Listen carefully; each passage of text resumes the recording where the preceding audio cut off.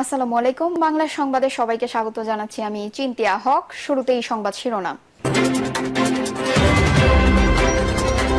রাঙামাটিতে তুমুল সংঘর্ষে একজন নিহত, 2 পার্বত্য জেলায় 144 ধারা জারি।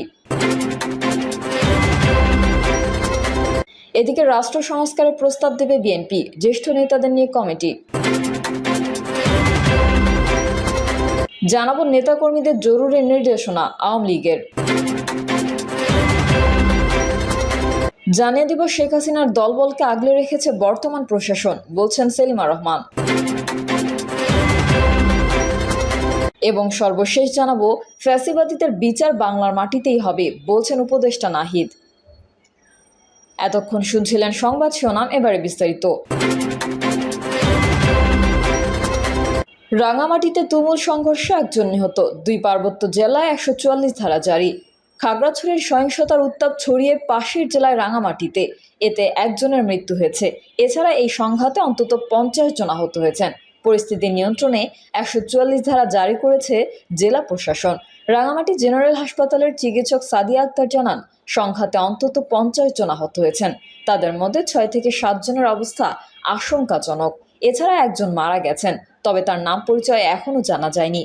শহরের জিমনেশিয়াম চত্বর থেকে কয়েক হাজার পাহাড়ির একটি মিছিলে ইটপাটকেল নিক্ষেপের অভিযোগ তুলে বাঙালিদের বেশ কিছু দোকানপাটে হামলা চালানো হয়। এদিকে দুপুর 1:30 থেকে রাঙামাটি পৌর এলাকায় 144 ধারা জারি করেছে প্রশাসন।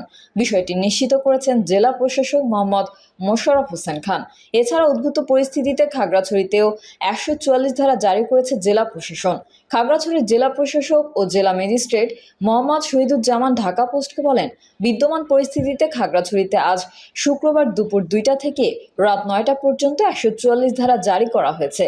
রাঙামাটি পৌরসভার 8 নং ওয়ার্ড কাউন্সিলর মোহাম্মদ জামাল উদ্দিন জানিয়েছেন, সকালে পাহাড়িদের একটি মিছিল বনরূপায় এসে ফিরে যাওয়ার সময় বাঙালিদের ব্যবসা প্রতিষ্ঠানে হামলা সহ বেশ কয়েকটি গাড়ি ভাঙচুর করে।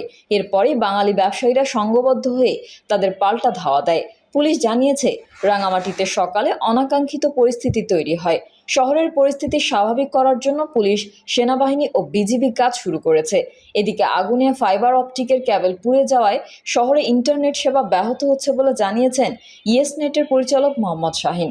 খাগড়াছড়ি জেলার দীঘিনালয় পাহাড়ি ও বাঙালির সংঘর্ষের জের ধরে গতকাল বৃহস্পতিবার রাতভর জেলা সদরে গোলাগুলির ঘটনা ঘটে। এতে 3 জন নিহত হন। এছাড়া আহত হয়েছেন আরও 9 জন। এদের মধ্যে 4 জনের অবস্থা গুরুতর। তাদের চট্টগ্রামে পাঠানো হয়েছে।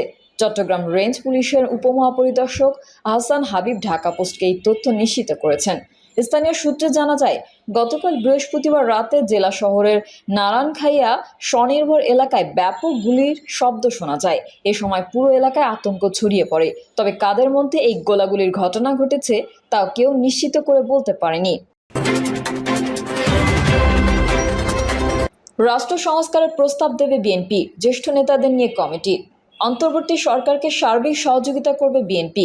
প্রধান উপদেষ্টা অধ্যাপক ডক্টর মোহাম্মদ ইউনূসের নেতৃত্বাধীন সরকারকে ব্যর্থ হতে দেবে না। এই সরকারের রাষ্ট্র সংস্কার উদ্যোগকে স্বাগত জানিয়েছে দেশের বৃহত্তর এই রাজনৈতিক দল।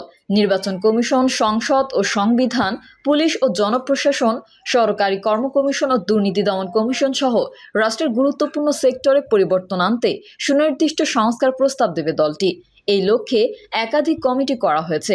এসব কমিটিতে জ্যেষ্ঠ নেতা ও সাবেক আমলাদের যুক্ত করা হয়েছে।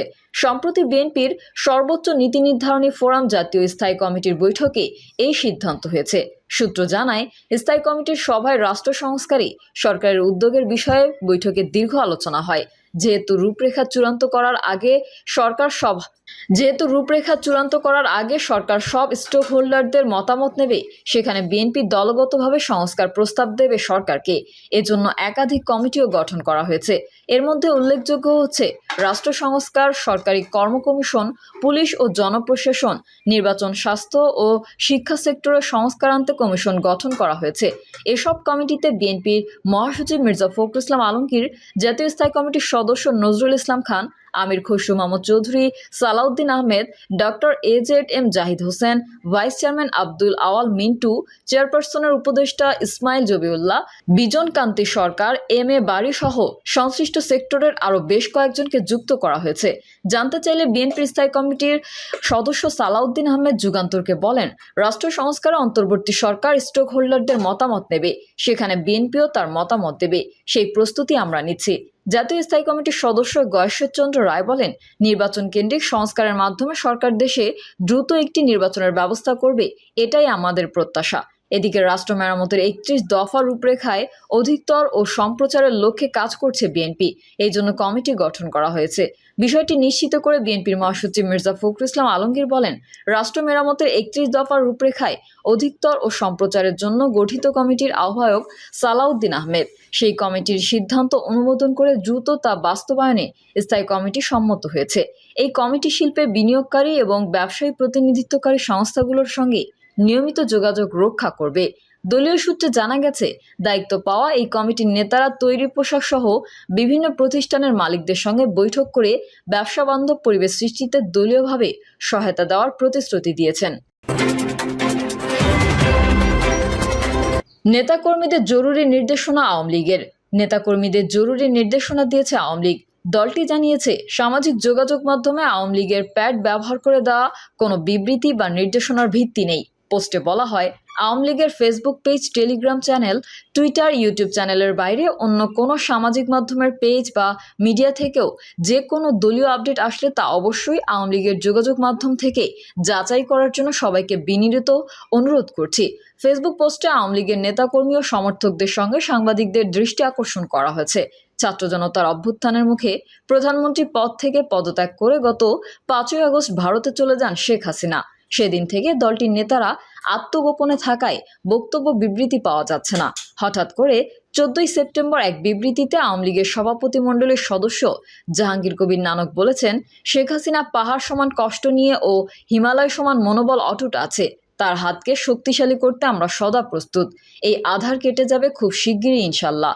অন্যদিকে দলটির যুগ্ম সাধারণ সম্পাদক আফামা বাহাউদ্দিন নাসিমের পক্ষ থেকে একাধিক বিবৃতি পাঠানো হয় সাংবাদিকদের কাছে।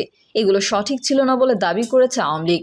বিগত সময়গুলোতে আওয়ামী লীগের ইমেল থেকে দলের কর্মসূচির তথ্য সহ গণমাধ্যমকে বক্তব্য বিবৃতি পাঠানো হতো। ভেরিফাইড ফেসবুক পেজ ও দলের ওয়েবসাইটে আপলোড করা হতো। তবে আগস্টে সরকার পতনের পর থেকে দলের ইমেল থেকে গণমাধ্যমকে কোনো তথ্য পাঠানো হয়নি। পাশাপাশি ওয়েবসাইটও ডাউন রয়েছে। শেখ হাসিনার দলবলকে আগলে রেখেছে বর্তমান প্রশাসন, বলছেন সেলিমা রহমান। অন্তর্বর্তী সরকারের প্রশাসনে সর্ষের মধ্যে ভূত আছে বলে মন্তব্য করেছেন বিএনপির স্থায়ী কমিটির সদস্য বেগম সেলিমা রহমান। সেলিমা রহমান বলেন, এখনো কিন্তু ষড়যন্ত্র শেষ হয়নি। ভারতে বসে আমাদের যিনি প্রধানমন্ত্রী ছিলেন তিনি নানা ষড়যন্ত্র করছেন।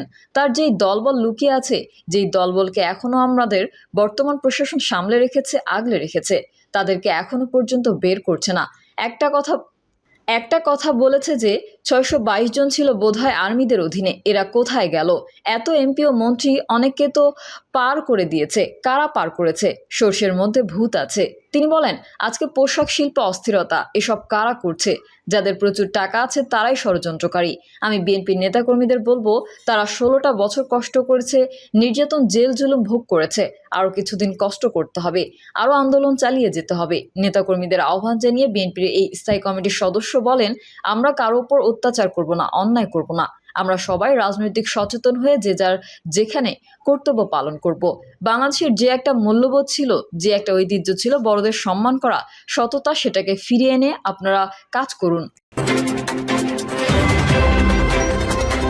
ফ্যাসিবাদীদের বিচার বাংলার মাটিতেই হবে, বলছেন উপদেষ্টা নাহিদ।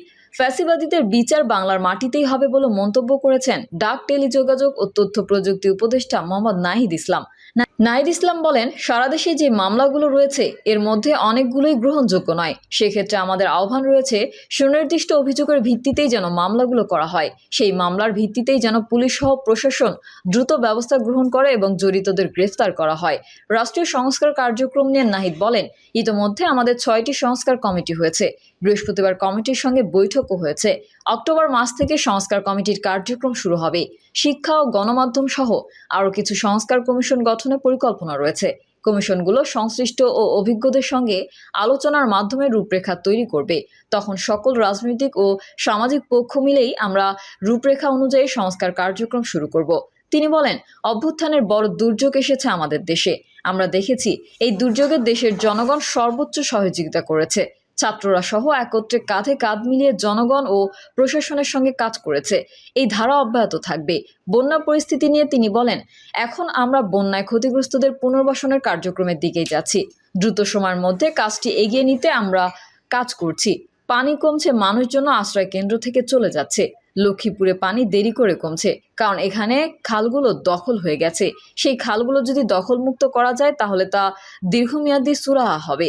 এখানে বন্যায় ক্ষতিগ্রস্তদের গৃহ নির্মাণের জন্য ইতোমধ্যে বরাদ্দ পাঠানো হয়েছে। সেই বরাদ্দ অনুযায়ী খুব শীঘ্রই গৃহ নির্মাণ করা হবে। জনস্বাস্থ্যের বিষয়টি আমরা সর্বাধিক গুরুত্ব দিয়ে দেখছি। দীর্ঘমেয়াদী পুনর্বাসনের জন্য শিক্ষা, স্বাস্থ্য থেকে শুরু করে এই জনগোষ্ঠীকে সহায়তা করার জন্য সরকার সার্বিকভাবে কাজ করবে। পুনর্বাসন ক্ষেত্রে সার্বিক যেভাবে ক্ষতিগ্রস্ত হয়েছে তা পূরণ করে আগের জায়গায় সেই গতিতে ফিরিয়ে আনাই আমাদের লক্ষ্য। প্রশাসন ও বৈষম্য বিরোধী ছাত্র আন্দোলনের শিক্ষার্থীরা সুন্দরভাবে ত্রাণ কার্যক্রম এগিয়ে নিয়ে গেছে। পুনর্বাসনের কার্যক্রমেও তারা একইভাবে সম্মিলিতভাবে সক্রিয় থাকবে বলে প্রত্যাশা করছে। পরে বন্যায় দুর্গতদের মাঝে খাদ্য সহায়তা বিতরণ করেন তিনি। প্রিয় দর্শক, এই ছিল এখনকার সর্বশেষ সংবাদ। আপডেট সংবাদ পেতে চ্যানেলটি সাবস্ক্রাইব করে বেল আইকনটি ক্লিক করুন। কমেন্টে আপনার মতামত জানিয়ে আমাদের সাথেই থাকুন। ধন্যবাদ সবাইকে। আল্লাহ হাফেজ।